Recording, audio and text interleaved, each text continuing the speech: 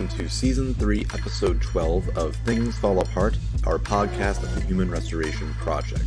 My name is Chris McNutt, and I'm a high school digital media instructor from Ohio. Today, we're deep diving into ungrading. In Episode 5, we looked at the gradeless movement and the pedagogy that surrounds it, and now we're looking at how it's incorporated and the non-academic benefits of implementing it. To be clear, when I say ungrading, I'm referring to the movement away from grades. This doesn't necessarily mean that the class doesn't issue a grade at all.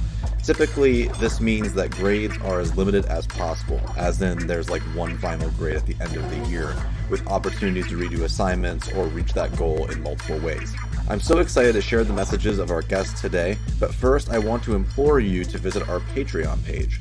There, you'll find a place to support this podcast, as well as the free resources that we're creating. For as little as $1 a month, you'll know that you're keeping this endeavor afloat, and plus, you'll get our professional electronic magazine.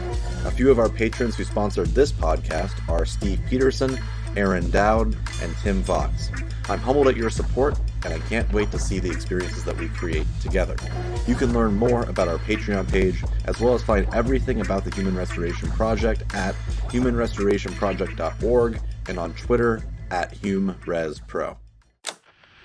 The teachers and students remember people who care about that. To me, it's good to get the truth along with It's not related.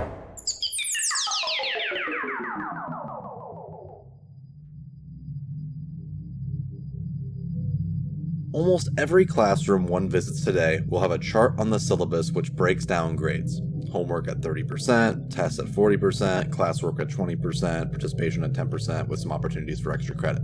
First, I don't blame educators for setting things up this way. It's the way it's almost always been done. It's the dominant way of thinking about grading. But there are a litany of issues with categorical grades. Does a student who never completes homework really not understand the content, or are they just disobeying instructions to do work at home? If a student never passes a test, but does great in their classwork, are we grading their content knowledge or their anxiety levels? And further, in addition to all the pedagogical issues with assigning grades, from what we're actually grading to how it affects intrinsic motivation, we're also enacting barriers. When we place these systems within our classroom, we're presenting one more step between us as educators working with students to help them learn. Because now the conversation isn't about helping someone get better, it's about ensuring that the categories are adhered to and scored properly. This system causes a breakdown of the relationship between all of us. I distinctly remember being horrified in an English class, which was one of my better subjects, because although I did great on tests and assignments, a huge portion of our grade was participation. My teacher met with me with the advice to talk more, which for someone like me is easier said than done. The anxiety and fear that I felt within that class meant that not only would I get a lower grade than everyone else, but I just simply didn't like the class. I trusted the teacher less, and I didn't learn as much as I should have. And when my Spanish teacher assigned extra credit to make our points back from tests, which I did very poorly on, I would always do the extra credit. And it took a lot of time. And I remember turning in one of these longer assignments only to have it lost by him, and I got into this huge argument that resulted in me receiving a detention. The point is that when we create systems, when there are barriers to just learning, we're demotivating students because we're making this hierarchical structure that harms our relationships. The teacher becomes an enforcer rather than a coach. And these experiences are commonplace. Most people have some fond memories of school, but many have negative ones that harm them mentally and emotionally. Some of my worst memories are things that happened at school as a result of my teachers. This isn't to say that I blame teachers for acting this way. I'm blaming the systems that they have created and followed. It wasn't necessarily that my teachers intentionally wanted to cause harm, although I'm sure there are some that do. But in many ways, my teachers were just doing what the system set out to do. If they waver from the principles set in their syllabus, or perhaps set by school policy, then, well, things fall apart. That's a very uncomfortable and unmanageable situation. If you don't have the pedagogical and instructional support to make these transitions to new systems, then it's going to be very difficult to figure out what to do instead. And the guests that I have on today are meant to help you transition to one change in systems, which is ungrading, moving away from the issues that grades cause within the classroom.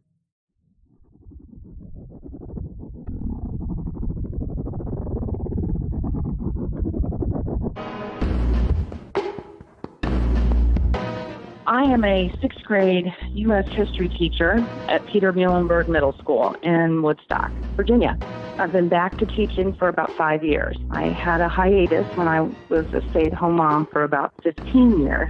And before that, I had an earlier teaching career. I've had the opportunity, like perspective-wise, to really see how things have changed over the last 25 years or so.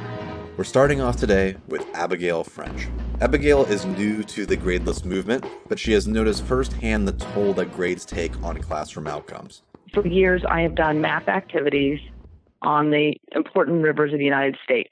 I got out clay, just clay, and I just had kids make, United States clay maps and lay out the rivers. And there was the connection between physically manipulating things and placing them that connected those rivers in space and time on that map for those kids that a piece of paper and a pencil or colored pencils never got for them. I never had success when I went around and had kids actually show it to me. They knew it, and it stayed with them the whole year. I'm fascinated by the connection between the best learning processes, I guess, is what I'm thinking of.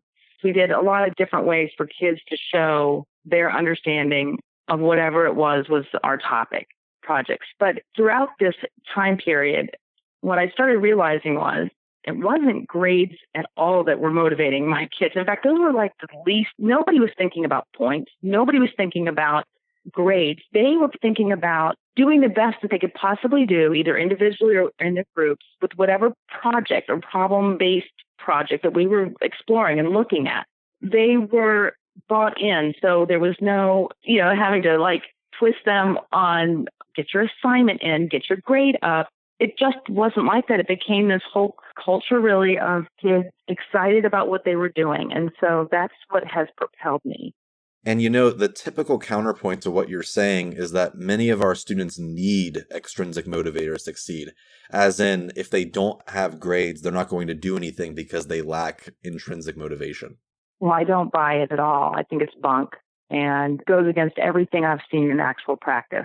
Are there situations, are there kids that are extremely driven by, whether it's competition or whether it's parents or whether it's their own need to be at the very top of a measurement? Sure. And I think grade level also would impact that a little bit because I'm in sixth grade. It's middle school. If there's a place to go gradeless and tap into student intrinsic motivation, tap into their love of learning, tap into their curiosity. It's middle school. It's all about social. It's all about development. And I know that I've listened to a lot and read about going gradeless at the high school. And I think there are certain places where there still needs to be rankings, I guess, or does there? I don't know. But it gets more tricky at the high school level for sure. Sure, and it's really about aligning our practice from analyzing what strategies we can use to instead what systems can we change. We had Dr. Richard Wilkinson on a few podcasts back, and his work, along with Dr. Kate Pickett, who co-authors with him, is how on seeing systems create inequitable outcomes, and it makes it worse for everyone, whether that be in economics or in academics. When we're branded by this grade within the classroom, whether we're doing well or not, that competitive model makes us feel bad about what we're doing, and it shifts our focus from learning to just being entirely on that mark, whether or not that's subconscious or we're actively thinking about it. I have a learning disability, and it was identified when I was in middle school, and I explained a lot of heartache and just difficulties with school when I was a little girl.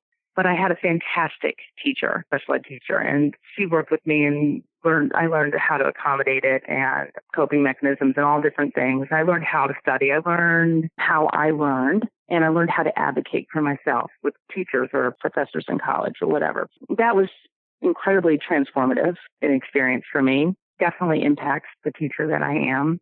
In high school, because of the learning disability and in that particular time period while I was kind of getting it by its tail, my grades were all over the place. I would focus on an area that I was worried, anxious about it, like I wanted to improve it or I wanted to keep it, and so I'd really focus on, let's say, math or chemistry. And then other areas I suddenly was kind of letting this, the pressure off a little bit so I could focus on that one area. and they would head downward. So then it was a constant, never felt secure, never felt like I had, and the pressure. I didn't want to be seen as getting bad grades or not being able to keep up. To be honest, I felt smarter than a lot of the people that I couldn't keep up with grades. It was extremely difficult, and it was really hard. And I felt a lot of shame. I felt a lot of shame for my parents. I felt that for my teachers, because I knew they were trying, but why couldn't I just come through with the mark? Always been about the mark. And my whole childhood education is really defined about that freaking grade at the end of the 6 weeks. And what that left me with, carrying that weight. And I think, like, I love learning. I love exploring. I love nature. I love reading. I love learning from people. I'm a really good learner. And it was about killed out of me because of a system. I don't want that to ever happen to a student in my class. I don't care about their grade. I care about their learning. Yeah, and I think it's important that we highlight our teachers who make a difference in our lives, but we don't avoid those conversations of the negative impact that school can have. We owe it to our students to reflect on and do better based off the harm that school can cause, as it did to us. I know that as a teacher, I've accidentally, or perhaps intentionally by the systems I've designed and operated in, I've caused harm to students, which obviously isn't my prerogative, and for the vast majority it isn't. But if we don't talk about the negatives of our schooling experience and then work to solve those things, we're just continuing that narrative.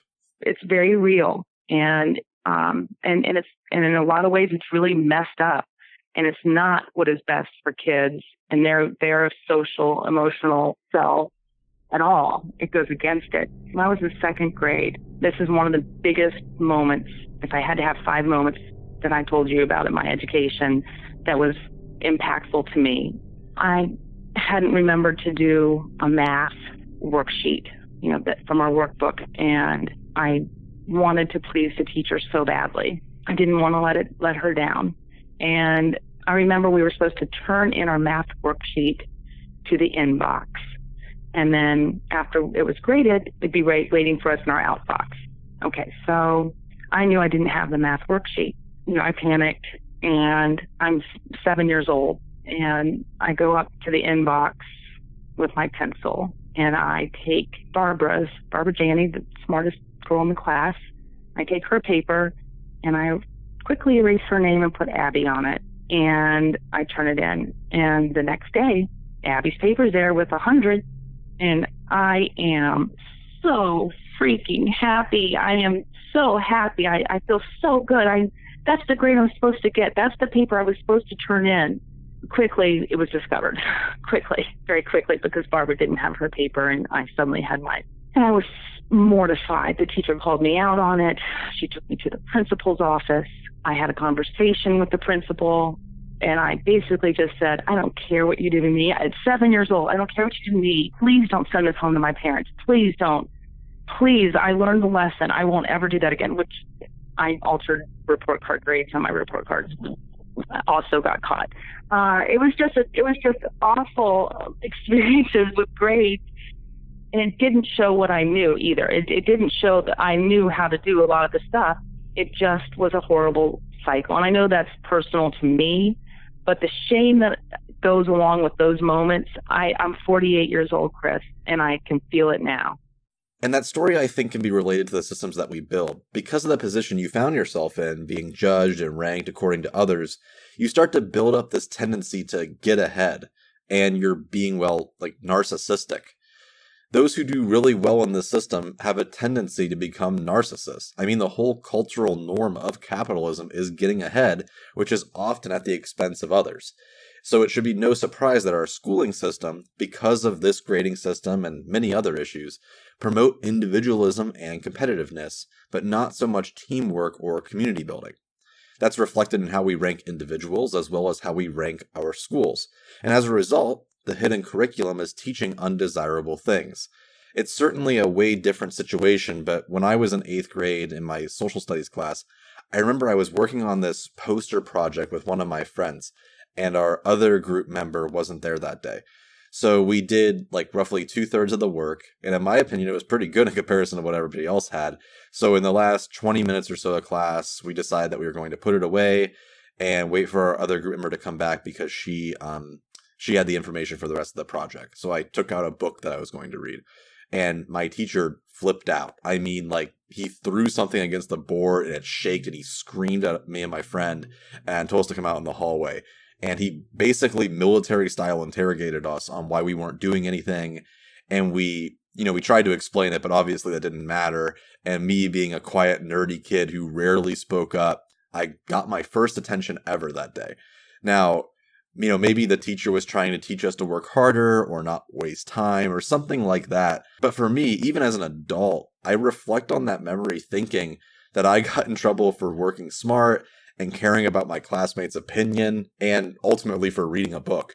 I remember my mom picked me up that day and I broke down crying in the car because it bothered me so much. I mean, it was a standout moment in my educational experience. So partially, these issues like this are caused by grades and the performative aspect of school. I know you're just getting started in your gradeless journey, but could you talk more about what this looks like for you? I am just getting into it, and I feel really fortunate. I am in a work situation in a building with an administrator, my principal. I send articles to him or podcasts, and I'm like, you want to understand me and my thinking, you have to listen to this or read this. This is what I want to do. And then he'll shoot back with, okay, here, I just came across this, read this, you're going to like it. But right now I'm I guess I would call it kind of a hybrid. I still am giving grades. Last year I still gave grades when I had to, but nothing felt right about it. Nothing felt like what I measured in terms of seeing the kids learning and interacting with them and conferencing with them on a daily basis. And like that is where I struggle because I want to be able to translate that into a grade that feels really authentic from my perspective of their learning and theirs, but mostly theirs, because I think that's where the value is. This Golden Gradeless chat that we've been in a little bit talking about, that's been so helpful to me. I know that what I need to focus on this year is a feedback-driven class, and that's going to be my focus. That's going to be my goal, is to find opportunities and ways to increase both the feedback that's going to be given to the kids, my feedback or peer feedback, but also then I want theirs too. And I want to develop them in giving good quality feedback to others and self-assessment. So that is my focus this year. Very true. And the way you speak of this is similar to how I tackle gradeless learning starting off. I think it's important to communicate that when we say gradeless learning or ungrading, it doesn't mean that we're getting rid of every single grade in our class. I mean, that sounds very odd, and that is the end game goal, but most of us aren't in an easy position to change school policy, let alone college admission policy. So what we're doing is we're breaking down the barriers between grades and learning as much as we possibly can. Like having one grade that's negotiated on at the end, or maybe letting students self-assess and then conferencing with them. It's about transitioning that language of grades to a language of learning, then pushing that further and further every single year. So what ideas are you thinking of incorporating to reduce the usage of grades? I want to keep the student, what I spoke of earlier about their motivation and their interest and their buy-in up. It's going to come from them having some self-direction on and choosing like where they go with things in projects and choosing their evidence, their piece, their artifact, their evidence of their learning for me or to show whoever, if it's a parent. They are going to create a portfolio of sorts that showcase that. That's my rough outline for how I'm going to do it, because I do need to show and they need to know that they've had growth. And that's really important. The feedback part of that, typically I know how I'm going to start out my year. I'm actually borrowing this idea from Mayor Cervenak, who has a podcast that spoke directly about feedback, and I loved her idea. When I'm getting my sixth graders, these are brand new sixth graders coming to middle school, I don't think that they are well developed in this whole giving and receiving feedback. In fact, I don't even think adults are really great at that. I think we very rarely have to deal with that as adults. And when we do, it's difficult. I mean, summative evaluations and the conference after I don't care how well I think I nail something, or if I know it's going to be a good conversation. I'm still a nervous wreck. My brand new sixth graders, my 11-year-olds coming in, I want to let them, warm up to this feedback thing. And I think the best way to do that is by giving them the chance to give me feedback so that I can model how to receive it and walk them through how to give it, how to give quality feedback, how to speak to the person you're giving the feedback to. Those things are really big at sixth grade. I have to develop that in them before they can go, through the rest of middle school and into high school being able to do that. So I see it as a really great opportunity to do that. I think by them critiquing me, the pressure is not directly on them right from the start. They get to warm up to it. So on Fridays, we're going to do a review, and they're going to fill out probably a Google form or some sort of product to critique how the week went. What did you like about my teaching? What did you like about the lesson? What did you like about your learning? What can we do better? And then eventually we're going to start, as we get into projects or different points, then we'll turn the focus. Then I'll give them feedback and critique what they're doing. I've learned so much from Aaron, Teachers Going Gradeless. He's been so helpful to me and has shared a lot of resources so that I've got some things to go off of.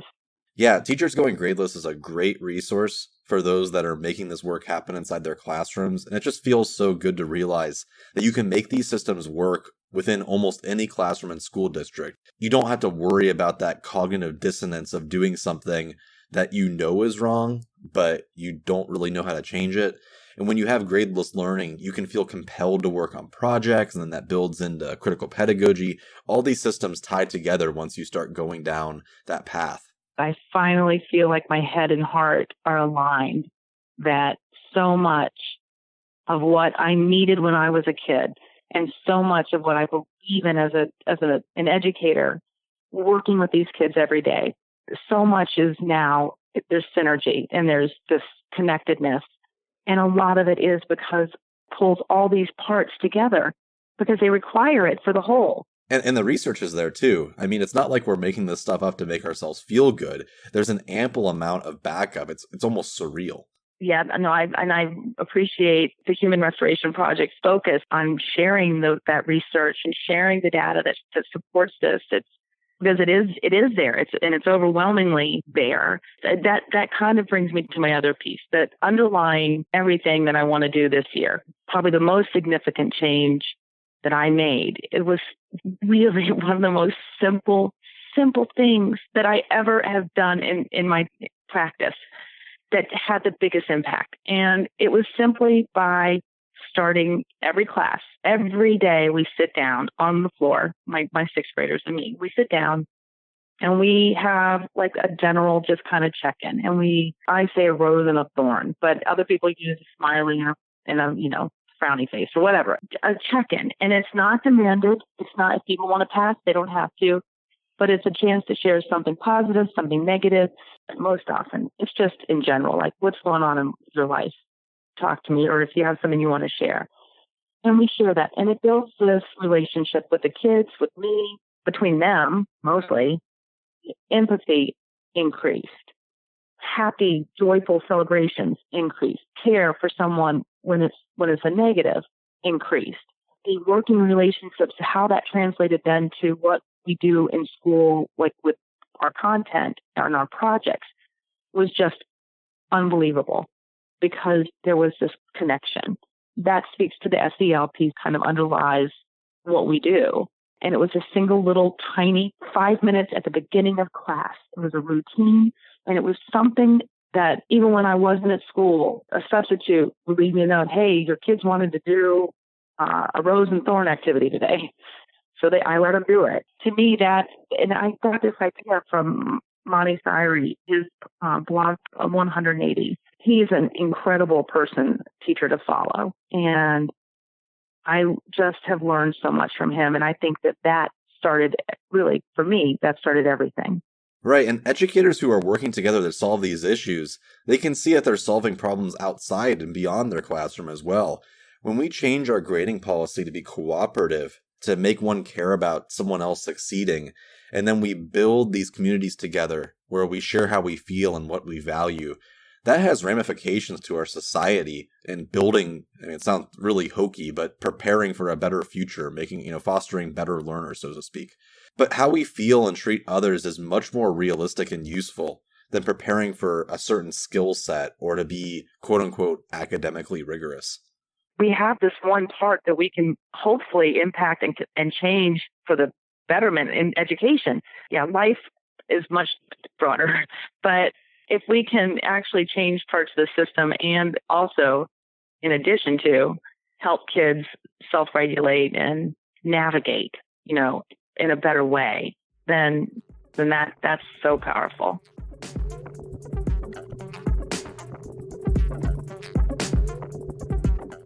I hope you're enjoying the podcast thus far. I sincerely appreciate you listening in, and if you enjoy this work, please head over to humanrestorationproject.org to find our free resources and a wealth of writings. And then, if you think we should keep going, take a gander over at our Patreon page. For $1 a month, you'll receive a professional, print-ready electronic magazine of our works every 2 months. But as always, all of our work is available free online.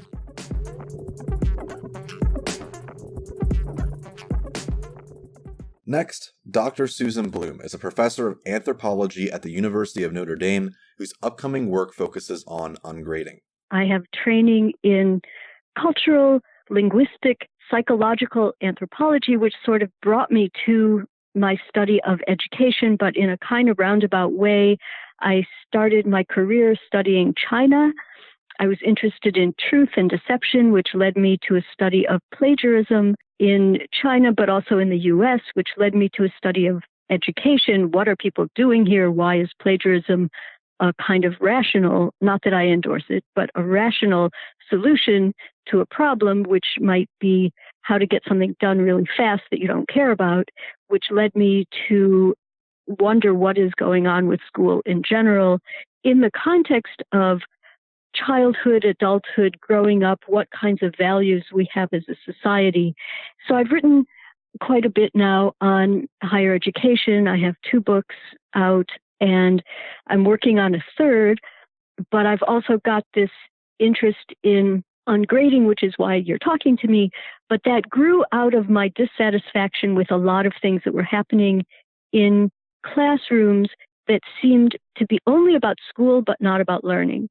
So I've been trying now in my own teaching to improve the structures so that I focus entirely on learning and don't focus at all on control, coercion, and those kinds of things. I've been influenced, as probably many people you'll talk to have been, by Alfie Kohn and his work, Punished by Rewards. I keep that as a kind of Bible as I try to think through, what am I doing? Why am I doing it? What am I really doing? What are the outcomes?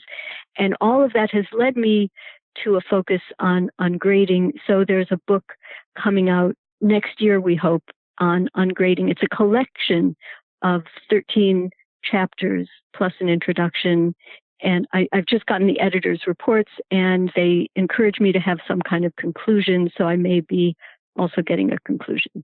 And as a professor, you utilize ungrading. Could you talk a little bit about what that looks like for you and how you've adapted these practices for your classroom? I think it's, in some sense, the same problem in higher ed as in other levels of education, and I'm so committed to that I have 5 chapters in the ungrading book from people who are not in higher ed, even though it's in a series on teaching and learning in higher education. So I think that all of us who are involved in the project of education are grappling with the same issues. My own experience has mostly been in higher education, so I'll talk about that. It's to really remind students that, yes, they're here for all kinds of reasons and there are all kinds of consequences, but one of them surely has to be learning. And if we focus on that and what that means for each student, which might not be the same thing for every student, then they're willing to take risks and they're willing to take mistakes as information or as experience rather than something that will doom them to some sort of future, perhaps not even admitted to medical school. I was trying at first not to talk about grades. Actually, at first I tried to tell them, don't think about your grade, which makes them think about their grade. Then I tried not talking about grades, but I still gave them. Finally, 3 years ago, I encountered Starr Sackstein's book, A Hacking Assessment, which is how to go gradeless in a conventional graded system. And that gave me the courage to not give grades at all. It wasn't that I kept them secret. It wasn't that I didn't talk about them. There just weren't grades, which isn't to say there isn't a lot of assessment. There's a lot of assessment because I'm trying really ultimately to make what's happening in the classroom more like life outside the classroom. And in real life, we learn things, we try things. Sometimes they're better, sometimes they're worse, and that's okay. We don't expect perfection out of everybody with everything they do all the time. And so in that sense, there's not a single scale in real life. Are you the best plumber there is? I know now we can go onto websites and we can rate plumbers and we can rate therapists and we can rate doctors and restaurants, but is a Japanese restaurant better than an Italian restaurant? There's no single scale in real life. And so there doesn't need to be a single scale in the learning that happens in a classroom. And finally, with all of the kinds of self-assessment and then reflection that students do and I do back to them, there's a lot of information and a lot of feedback which people learn from. And all kinds of research shows that when you put a grade on an assignment, even if you also give comments, students fixate on the grade and they almost never really pay much attention to the comments except as they see them as justifying the grade. But if you don't put a grade on, then they'll read the comments. And that's really what I want. What does this all then look like when your peers see this in practice? Mostly I've spoken with high school and middle school educators on this podcast, but not a professor. A lot of people are curious about it. I've had a couple people ask for help. Maybe they could do a little piece of it or something. I've heard of a couple colleagues, maybe not in my own department, but who are trying it themselves. But then other people say, yeah, that's all fine, but I have to wait till I get tenure before I can try something risky. And then other people disregard it because it really changes the entire way you relate to students and how you think about everything. And it's a lot of work. And it's a lot of work to do it. It's a lot of work to think about how to do it. And not everybody has the time or energy to fixate on pedagogy. So I've had people argue about it, but what about medical school? What about graduate school? What about the real implications of this? Certainly we have to tell people where they stand. And I argue that my whole life purpose can't be preparing my students for the next level of schooling. That can't be what 4 years, 40 courses is all about, although it often is. And I think it's hard for people to really understand what gradeless looks like in practice. Like they might understand the pedagogy or what tools there are, but they don't really grasp how transformative this can be. In your experience, what has gradeless learning done for your class? It's made teaching so much more joyful. It's made the relationships with my students much more honest.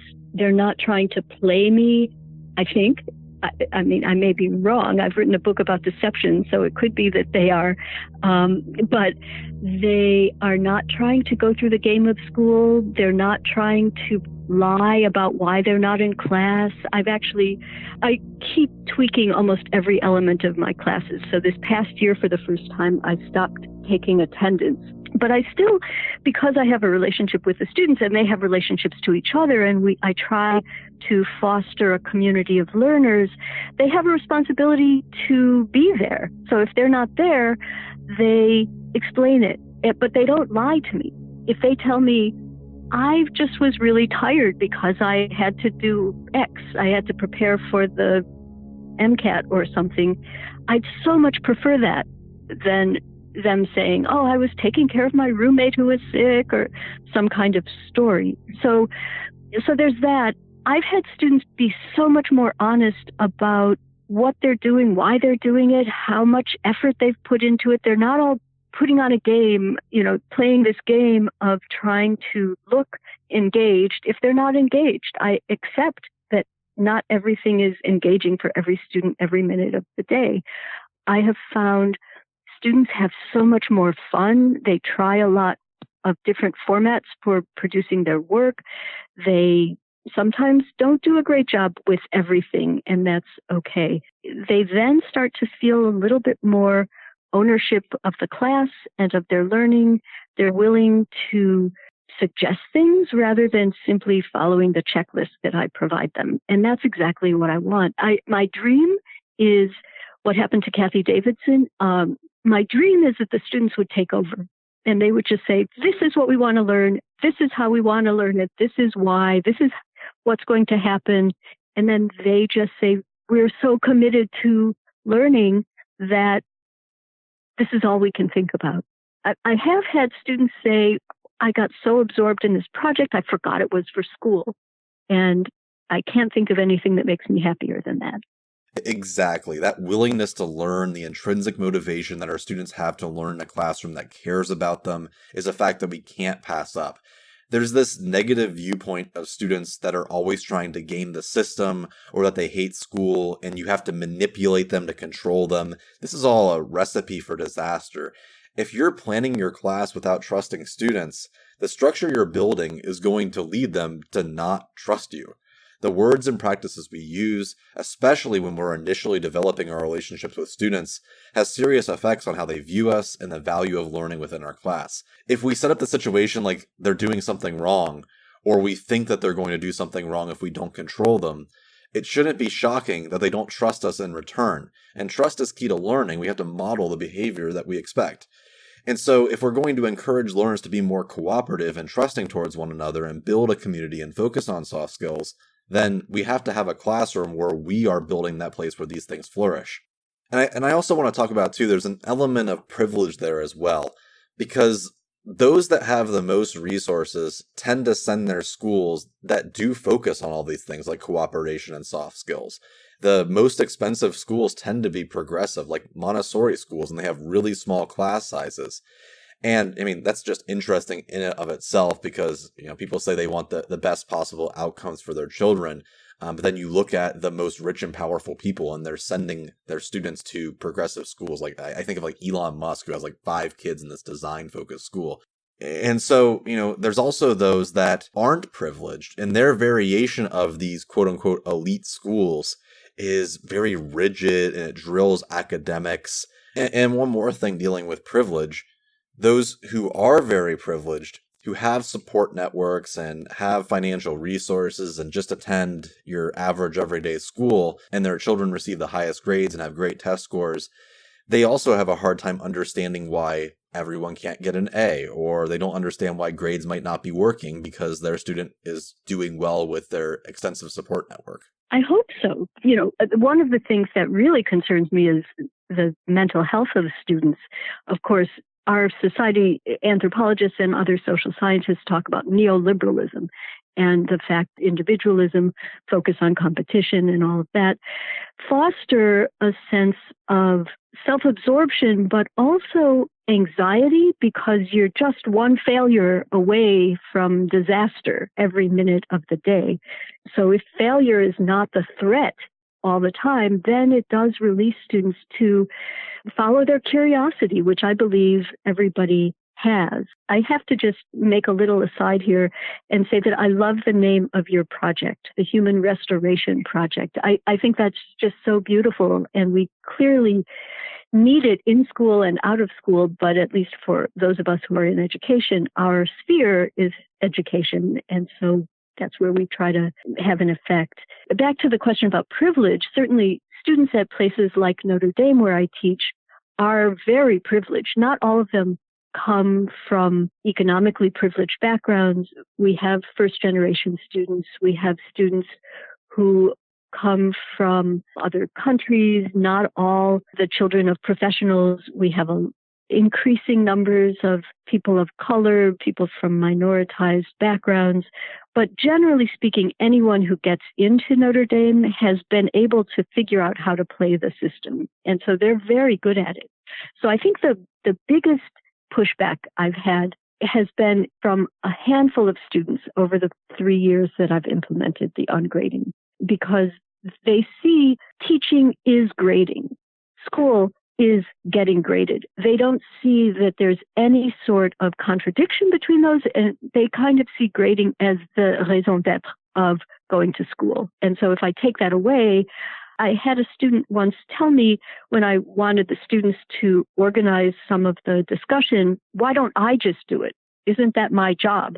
And I can understand that that's all they've ever known, but showing them another way, I think really prepares them much better for life than giving them a constant checklist.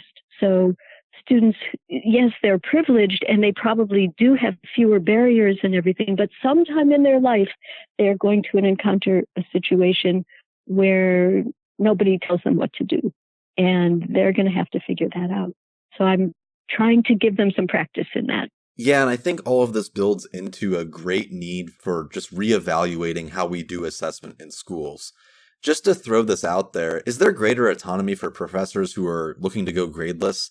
This might be some ignorance on my part, but it's difficult for many K-12 educators to attempt gradeless learning just because they're worried about how administrators might look at them or how peers might judge them. But to me, it seems like professors have way more leeway in whatever it is that they do. Yes, mostly. I mean, there are accreditation agencies which sometimes try to assess what's happening, and assessment in the colleges has been driven in part by the accreditation process. But there have been schools like Hampshire College and Evergreen State, and formerly Santa Cruz, that were grade-free. But yes, certainly private schools have a lot of leeway to determine how they do things. But there's also the scale question. And a lot of things are connected. Financial aid is often tied up with how many credit hours you're taking and making progress toward degree, and having a certain GPA, and eligibility in sports is dependent on those things too. So there are a lot of things that really aren't part of the educational mission that do ride on conventional metrics. And so a school that wants to cast off some of these conventional metrics may then have to be a lot smaller and have to have other kinds of funding. In one of the questions that you sent me in advance, you asked about a future that might have more authentic learning. And there's kind of the aspirational future and the actual future that I foresee. And, you know, in some sense, what we're probably going to see is more of the same, but with fewer players, because a lot of small regional colleges are folding and a lot of small liberal arts colleges are folding.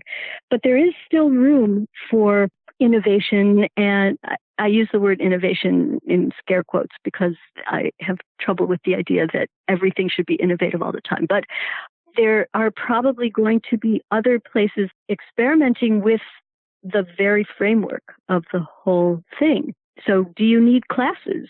Are classes the best way to organize learning? I'm actually part of a project called A Theory of Public Higher Education, and we're trying to imagine what higher education could be like, and classes may or may not be part of the mix.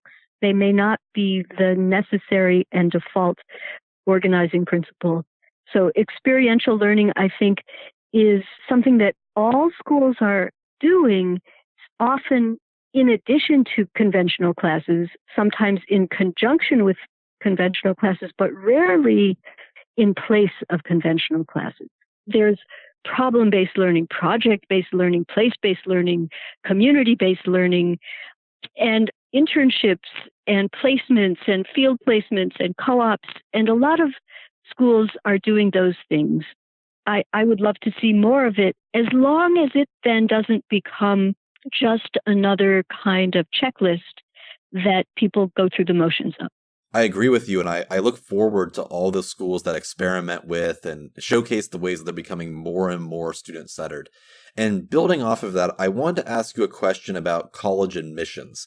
You wrote a relatively recent blog post about the Mastery Transcript, and last year we spoke to Tony Wagner, the author, education reformer, whatever you want to call him, and his contributions to the Mastery Transcript. He's one of their board members and I'm sure a financier. And the Mastery Transcript is being pioneered this year at the Hawkins School in Cleveland, and it's being adopted by a few other schools as well. And for those listening, the Mastery Transcript is a portfolio that college admissions counselors look at. They're taught to read it, and in lieu of a traditional graded transcript, it's just like a list of skills that are somewhat standardized where you would look at student work, and that would be a way to get into college. So it would be on a pathway to eliminating grades. However, in your article, you talk about how it's dangerous to prescribe certain skills because it is still very standardized. Could you go into more detail about this and, whether or not it's even possible to have college admissions without any kind of standardization?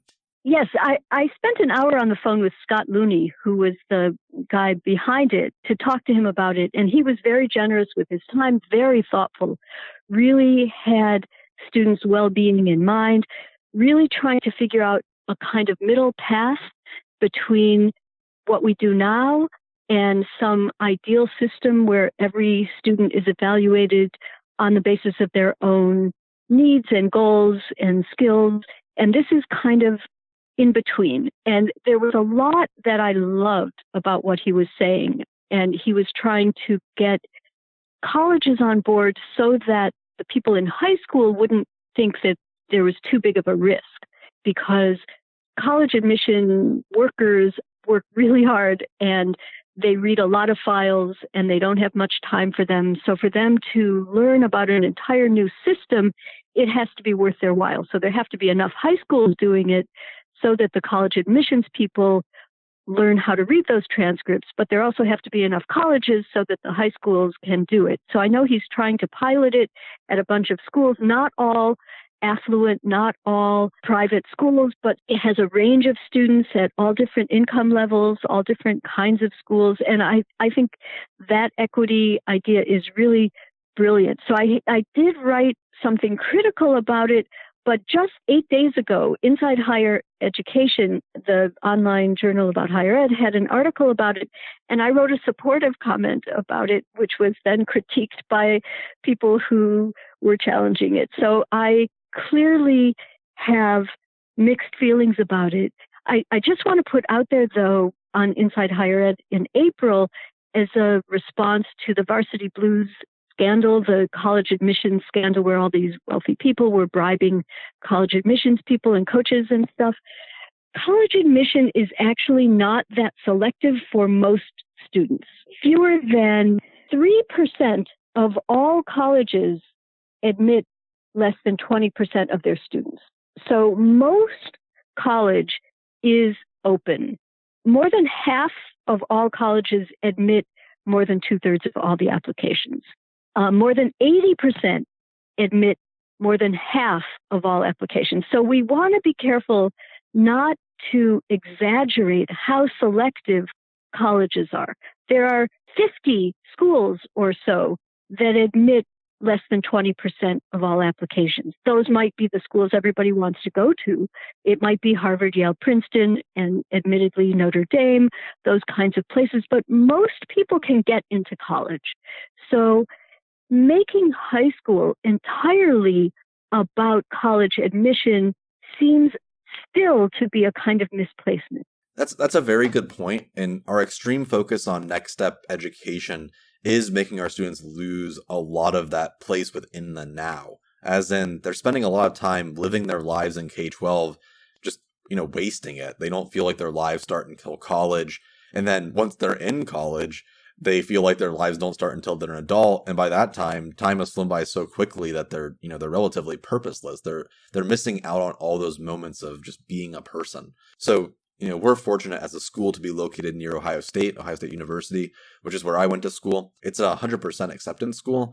So if you don't get into the main campus, assuming that you haven't been like expelled or anything, you'll be placed at a branch campus, which if you're at the branch campus for a year and you have a C average, you can transfer to the main campus. That for us is a strategy to tell students who are really anxious about college admissions to realize that, OSU is a public school, but it is a fairly high-ranked school, even though the rankings are I mean, that's a whole separate story about the rankings, but it's a decent school, and you can get in no matter what. And there's not any college admissions drama.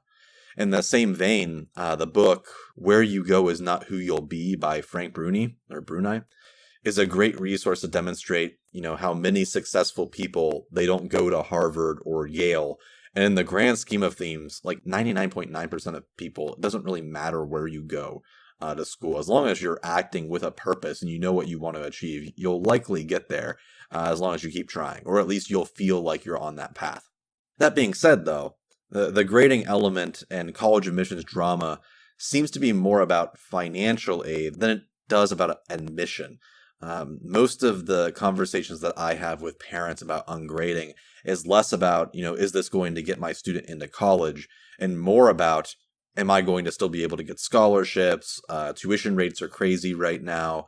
And, I personally believe, and I put it out as part of the Human Restoration Project's mission, that college should be free because it guarantees equity. Students' equity to get into higher education. It isn't reserved for the privileged and those that have greater pocketbooks. And there's so much pressure among scholarships and tuition aid. What are your thoughts surrounding that competitive pressure to get into colleges because of that financial connection? It depends on their situation. Some people can afford modest college tuition at regional campuses, but they can't afford private school tuition at national, highly selective colleges. Community colleges are affordable largely, although not entirely, but there's also foregone wages and there's housing and there are all kinds of other things. I mean, the cost of college is a huge and really pressing topic. It's part of our political conversation. It's part of the conversation in this project I mentioned that I'm part of to imagine the future of public higher education. But I do want to just suggest that if everybody's going to college to have a credential that's higher than everybody else's credentials so they can get the few remaining good jobs, that's not a solution to inequality. We need also to focus on having everybody get access to jobs that pay living wages, not just to pit people against each other to get the few jobs that still pay living wages and benefits. So college, as I will reiterate, doesn't solve the problem of economic inequality for the society, but it can help individuals position themselves above other people who are also competing for those few jobs. That's very well stated, and I think, too, that ungrading, as you're writing about in your work and pushing for, is an element of the social justice component to ensure that learners can be successful and have the tools that they need to be equipped in the world. Also, too, in the scholarship vein, ungrading allows for more opportunities like project-based learning to make things that could get you a scholarship. At least until we make things better. And I suppose, too, that when we don't grade, we're making sure that we don't rob people of these skills that they might have naturally developed. Absolutely. I mean, I'm a social scientist, at least in part, and we don't operate in a vacuum, and our students aren't created anew every semester in our classes. So there are many, many big, daunting social factors that really have way more to do with anything we can do on our own. I do want to say, though, that one social justice dimension of ungrading and the way I approach teaching now is to believe it's the kind of anti-competitive model that says my job is to help every single student learn the best and the most that they can and want to. And so if they all learn really well, then I think I've done my job well. And that seems to me a matter of justice, not trying to pick the winners and say, I'm going to help the ones who are the best because they've already been helped a lot. My job is more to tell the other ones, maybe you haven't been told that you're the best up till now, but what does best mean and how can I help you? And it seems to me that's a much more, for me, anyway, morally responsible position to take than simply to say my job is to identify winners. For sure. And I mean, a lot of these huge ideas take so much time and effort, and it requires a big push in our classrooms. It takes a lot of work to spread the practice. and even pushing for equitable solutions outside of our classroom, going beyond it. That can take a really big toll. I feel this heaviness every minute of every day. I don't know if you do, but I in my work, I don't really have that much power. I do protest. I do go out there and try to do my political work. But in the classroom, it's political work that doesn't call itself politics. It's not with a party. I mean, it is. Anybody who is looking can figure out what party it is, but it's about power and who has power and what we do with power. And I've concluded, I'm a white woman and I have tenure and I'm at a private school and I have all this privilege and I need to use it. And so I feel this great responsibility to use it for the things that really will make a difference for people. And I don't necessarily feel I do that often, but when I can, it makes it worthwhile. And finally, we have Dr. Laura Gibbs of the University of Oklahoma. She teaches mythology and folklore and the epics of ancient India. Laura has been teaching these classes online since 2002 and has been gradeless ever since she started to. And I think for me, the ungrading and the being online go together. Like some of the techniques I use, I know people have used in the classroom too, and it's worked for them. But my ungrading happened at the same time that I went online. And it's one of the reasons why I wanted to go online, was so that I could stop grading and start having the courses be individualized. When you teach online, you can, if you want, design the course so that each student is doing their own thing based on what they're really interested in and tapping into that motivation instead of the motivation to just do what the teacher says to get an A. And so when you are able to give them a real motivation, something that they're choosing and that they're enjoying, that allows you to get away from the grading and also gives you this great basis for sharing, because if they're excited about what they're doing in the class, well, then that means they're eager to share that with other students. And it's fun. It's cool to find out what people are doing when people are really interested in what they're doing. In both the Myth Folklore class and in the Indian Epics class, there's this huge range of readings, so people choose what they want to read, and then each person is working on a project, and they're writing their own stories. So in a sense, I've got these two separate classes. It's kind of one big class, and it's also kind of 100 individual classes.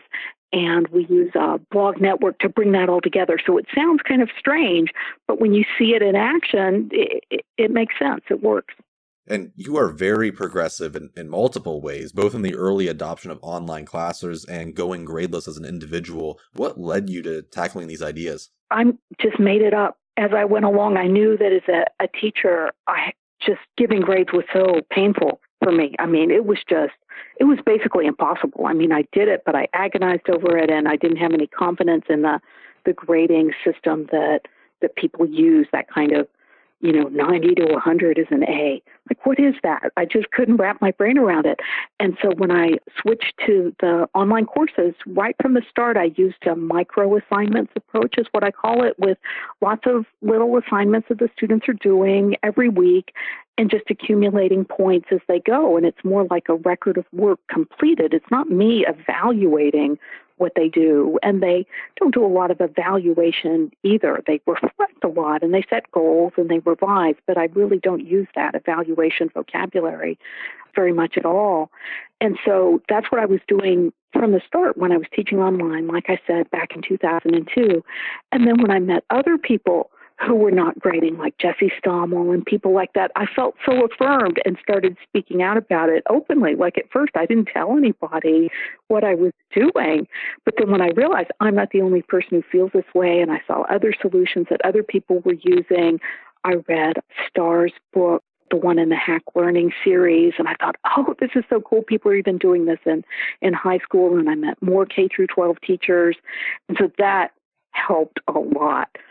So it is possible to just sort of go out there and do it on your own, but feeling like you're part of a group where you can brainstorm and share ideas has been really great.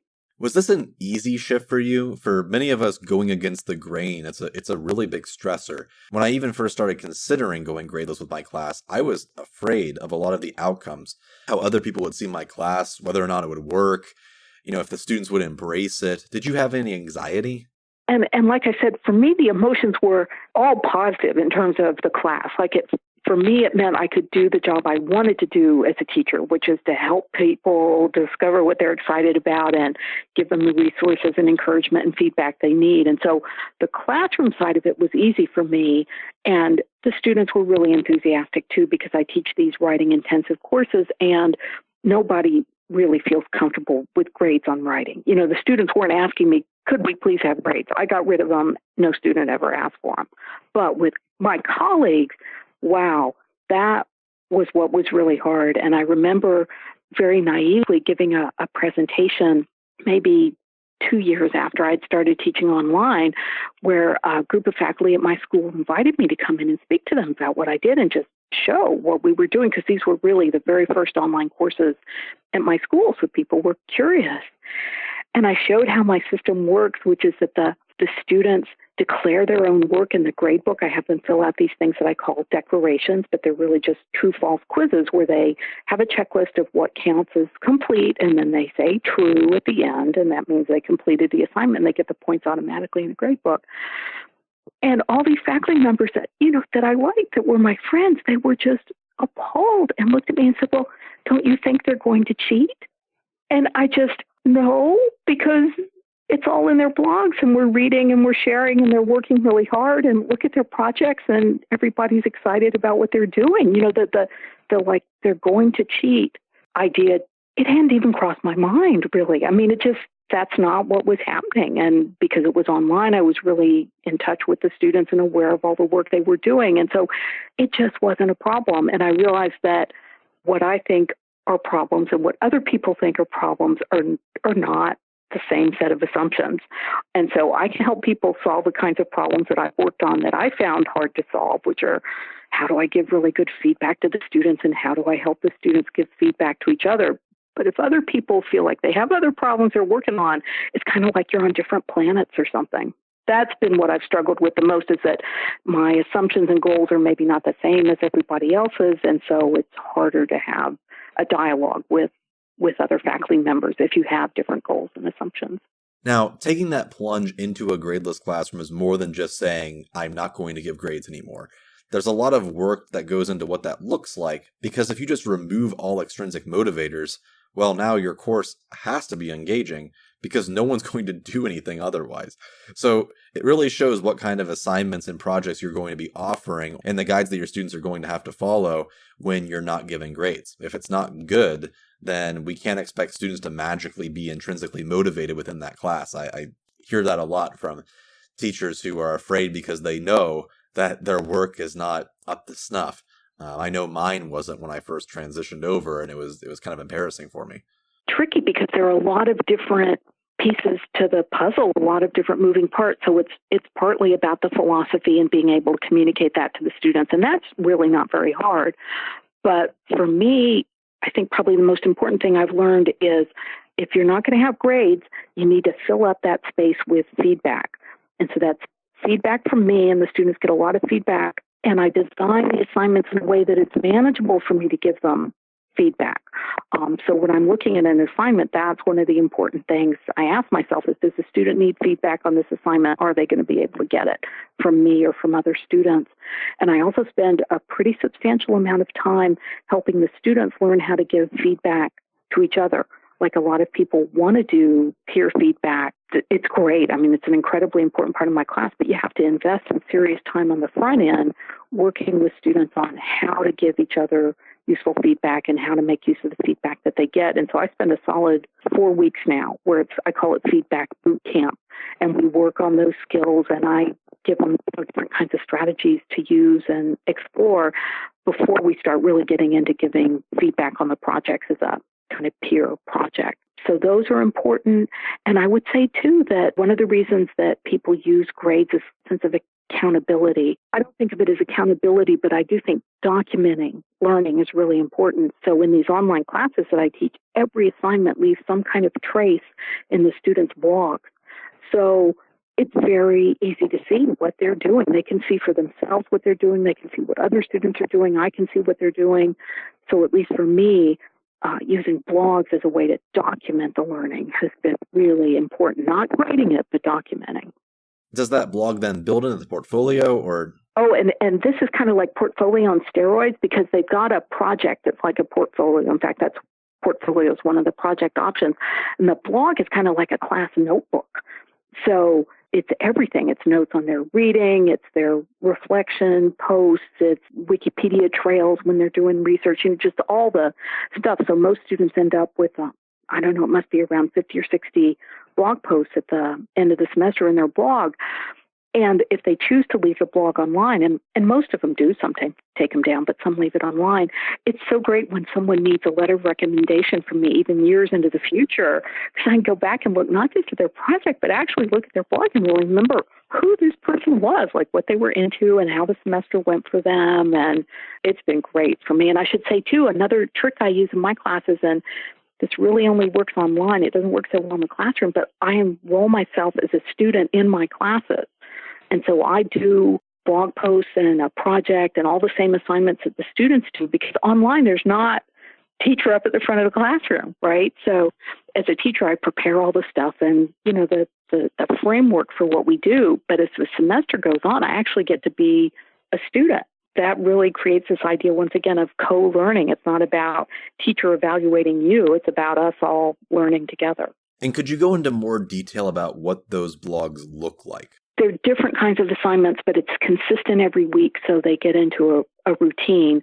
They're reading notes posts, and so each week they're doing a pretty substantial amount of reading, and they take notes on the reading, and it's not notes for a quiz or something. I call it reading like a writer. The idea is that they're taking notes about the stuff they like best in the week's reading because they're going to tell a story of their own based on the weekly reading. And so for some students, that's a really different kind of note-taking than they've ever done before, but that's great. It breaks up their habits and gives them something new to try. So they take reading notes, that's a blog post or two, and then each week they tell a story, and so they tell a story in the form of a blog post with an image, a note explaining how they wrote the story. And then the other kinds of blog posts they might do are, like I said, the things they choose. So Wikipedia Trail is doing research on anything that's related to the reading or your story or whatever's going on in class. They do growth mindset posts if they're interested in learning about learning. Reflection posts, like I call it famous last words, where you can keep sort of a week-by-week diary of what's going on in class and your goals. Lots of different kinds of things, but everything, like I said, leaves a trace in the blog, and they use blog labels so that it's easy to browse the blogs either by week, like to see what you did week by week, or if you're doing these Wikipedia trails every week, like some students do because they really get into it, they can click on the Wikipedia trail link in their blog sidebar and see all their Wikipedia trails. Click on the stories link, see all their stories. Yeah, I know. I should have been prepared for this because when I worked at a writing center in college very briefly, I saw the level of writing and I was shocked by how poor some of it was, even at the college level. But I mean, I should have been prepared again. But when I started teaching ninth grade, I was shocked at the different levels of writing instruction. Like we're talking students writing at a first grade level all the way up to writing at a post-college level. And it's really hard to wrap my brain around. How do you then use gradeless learning to ensure that all writers of all different levels are going to become better? The students who struggle with writing, and that is, well, let's put it this way, all writers struggle, right? Writing is hard. And so each week the students are working not just on these storytelling blog posts, but they're working on a story book or a portfolio of blog posts that they pick from their blog and put in their portfolio. And they get really detailed feedback from me about their writing, and that's mostly sentence level feedback. So for the students who already do have some good writing skills coming into the class, I'm pushing them farther in terms of stylistic stuff and, really extending their range as writers. But for the students who are struggling with like writing mechanics or, let's say, ELL students, because I do get students in the class for whom English is not their native language, and they're, really working hard on sentence level things, even things like, word choice and spelling. They're getting all that feedback from me and they're using it to revise. So revision is a huge part of how the classes work. And by putting in all that time writing every week, revising every week, if they do all that work, they're accumulating those completion points for the assignments, they're going to end up with a good grade at the end. There's this arbitrary scale that I set, and it's totally arbitrary, just the way that 90 to 100 is arbitrary, 80 to 90, 90 to 100 and 80 to 90 is B, that whole thing.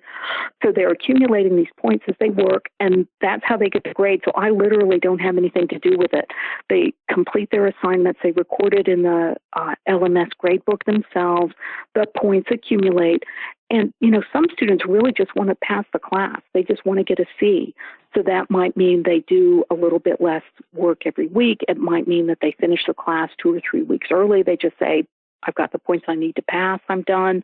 That's all fine with me. And that's actually really not an important part of the class. Like, my goal is that everybody should pass the class. That's important to me. And I worry about the students who look like they're skating near the edge and might not pass. But the real effort is in that revision, getting feedback from me, getting feedback from the other students, and working really hard to improve your writing. The improvement is dramatic. And it's really exciting to see because a lot of students had never gotten sentence level feedback on their writing before. And for some of them, that's what they need. That's what they're working hard on. It takes time. And I design the assignments, like I said, so that I have time as a teacher every week to give them the feedback they need. Like the stories, they can't be more than 1,000 words long, and sometimes students, they want to write more. So I tell them, make it a 2-parter. This story really needs 1,000 more words. Well, do a part A and a part B. That'll work because I can only do so much feedback every week. And they respect that because, they can see I put a lot of time into the feedback and they put a lot of time into the revising based on that. So you've been going at Ungrading in a pretty unique course design, a self-directed design for 16 years, which is an amazing amount of experience. How do you recommend that we get others on this same trajectory, this mindset? I'm going to recommend a book that's not actually a going gradeless book, but I think is a roundabout way to get at the issues that we're really talking about here, right? Because notice, like in our conversation here, once you say we're not going to talk about grades, opens up the space to talk about all this other really important stuff, which is how do you support students and how do you make the work meaningful? And when you're doing that, then the grades issue and the cheating, they sort of just naturally become non-issues. So anyway, the book is called The Meaningful Writing Project. And this was a college-level study that was done on 3 different campuses, and University of Oklahoma was one of those campuses, where they did this amazing thing. They surveyed graduating seniors and asked them, what was the most meaningful writing experience you had in college? Very open-ended, very qualitative survey based on what the students then told them about what they considered to be their most meaningful writing experience. They connected with the faculty members who had taught the classes that the students were in to gather more information, and they pulled it all together in this one book called The Meaningful Writing Project.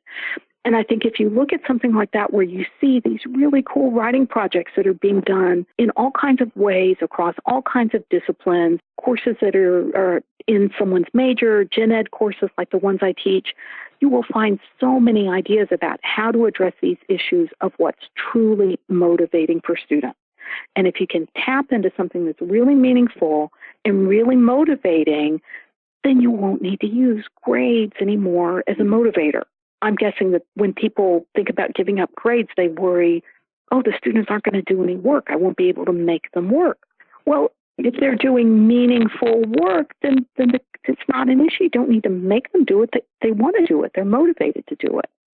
And so I know for my classes, creative writing and lots of choices, that's great. But, if you're teaching in STEM or you teach history or you're teaching in a business school, there are different approaches that are going to make the meaningful writing experiences for the students. So if you want to find out what students say are meaningful writing experiences, this is the book. It's a pleasure to read. It's really great. That's such a great point, and I'm always impressed by the learning that students will demonstrate. I'll never forget doing my first learning portfolios a few years back, and students coming to our little conference, some of whom I didn't really know what to expect, and almost universally, every single student not only presented something really good, it was excellent. It was way better than anything I could have asked for, way better than anything I ever assigned or prescribed. And they put their own spin on it, which was really cool. I think of it in terms of like taking off the controls and also just opening up this space where you say, show me what you care about. Show me what you're here for. And that can be a little scary, I guess, if in the past you had filled up that space with your own stuff as a professor. Like, I'm here to teach you about X, because I love X. And as a professor, you can fill up the space with stuff that you love. Absolutely.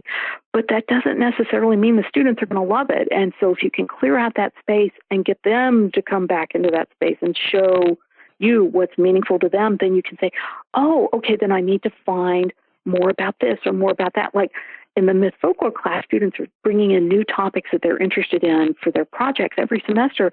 And I learned so much that way. Like when I first started teaching this class, I knew nothing about Japanese folklore and fairy tales. And now it's one of my favorite topics because the students have educated me about it. And then that's provoked me to go read and learn and find resources for them. And it never would have happened if I hadn't opened up that space, because I wasn't into Japanese folklore. I didn't know. I was ignorant. Now I'm better educated.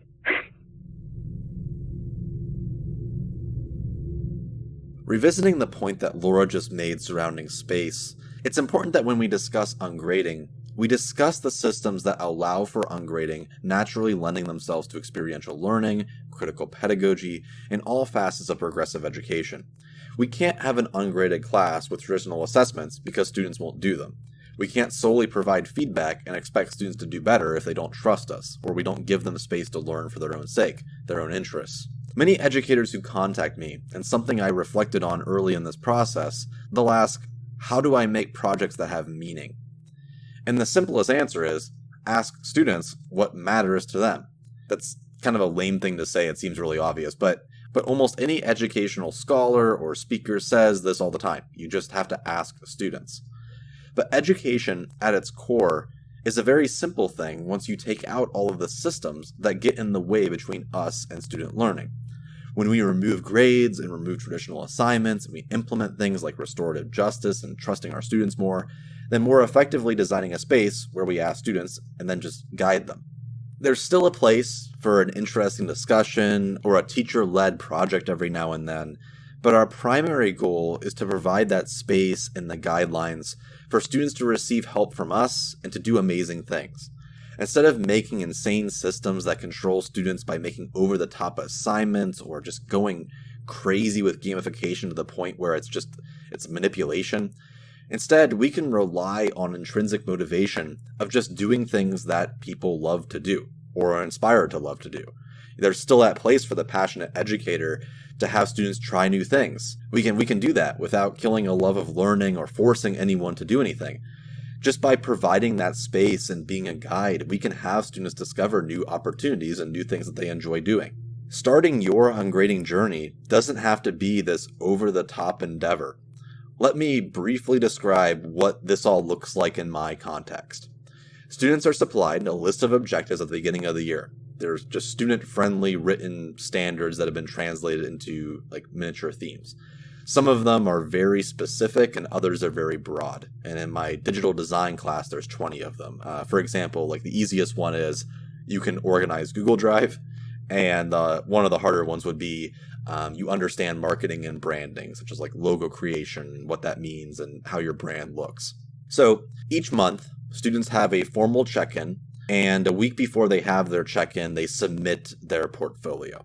I check it, and then they present it that week later. And we use that time to go over what they've done, and I give them a lot of written feedback, pretty extensive written feedback. I supply it to their family. I send it home both physically and virtually to make sure that they get it. And then I record their progress for state compliance reasons. So I write down a number that doesn't really matter in the grade book that students don't even see. I use that just for athletics and things of that nature. I also keep track on my end of what objectives that they're completing to make sure that they're covering everything and how well they're doing. After we have this meeting and I supply all this feedback, we discuss ways to revise for next time or suggestions on where they should go next. There's a lot of different paths. Sometimes we'll review something like that Google Drive situation. If it's 6 months into the class, we might look at that again and make sure that everything's still up to snuff. Or more often than not, the big things that we're focused on is now that we've had our relationship together and we are learning more about each other, I give them suggestions on, you're really into photography, or you're really into your cats or something. I don't know, let's start a cat Instagram. Or, something more serious. Maybe it's they're working with a nonprofit for one of our projects and their logo design isn't very good. Why don't you try making something for them? So just offering some kind of suggestion, which doesn't have to be adhered to. We just need to come to something that they're going to be working on for the next month. We have that meeting every single month. Then at the halfway mark, families are invited to do a more formal check-in where we discuss a grade. Last year, this was a requirement for school policy, so this was a workaround in a sense. We had to give a grade at the halfway mark. So we did a normal portfolio check-in, and the parents were there this time. I can say with certainty that is probably the most powerful thing that you could potentially do, because it's one thing to get some feedback in the grade book or get something sent home to you. But when a parent sees their child really being open about school, when they see this whole portfolio check-in, they're usually really wowed by it. And at the end, we have students at that halfway mark propose a grade. They know in advance that the grade's going to be overwritten by whatever the final grade is. So it's not meant to be a pressured situation. Again, this is just for state compliance. So in the scenario where a student wasn't doing well, instead of giving them a D or an F or something like that, we brainstormed objectives together to increase that grade way earlier. So like we would say something like, hey, we're not going to write down a grade at this second. In 2 weeks, show me a few things we can at least write down like a B, something like that. Because there's psychological benefits to that. You don't want to give a student a very low grade because it's not going to incentivize them to do better. The final then worked the exact same way. We'd invite everybody back and do it at the end of the school year.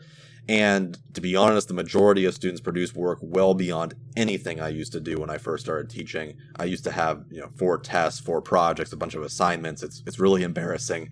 I look back at how much time I took meticulously planning lesson plans, and now doing very little outside of school and just working with students at school, the quality difference is absurd. Outside of just making some adjustments during testing week by cramming a little bit, mostly students are just working on these portfolio check-ins week to week or month to month for formal check-ins and having some class discussions and every now and then doing an activity. It's way more self-directed, which means I can focus way more on building relationships because I can talk to them one-on-one and I can connect with them and I can guide them to success. And after that final, we discuss their final grade. So we can still work within a very traditional public school system. And that's the way that it is for right now. And, happily, that's now transitioning to more and more teachers. Our entire 9th grade now does this whole system. So all of our check-ins are at one time to make things less confusing. And the practice spreads because it works. You see what kids produce, and it's really hard to ignore that. Be sure to check out the show notes. We've cataloged a ton of information there from our guests, as well as some things that we have that can help you on your gradeless journey.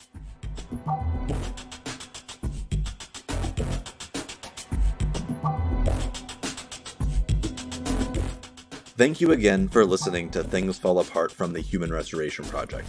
I hope this conversation leaves you inspired and ready to push the progressive envelope of education. If you have time, I'd love for you to leave us a review on iTunes, Spotify, social media, or anywhere that you see fit.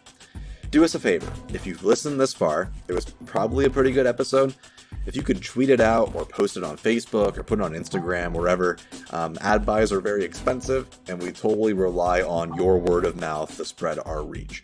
So let's push forward together and restore humanity.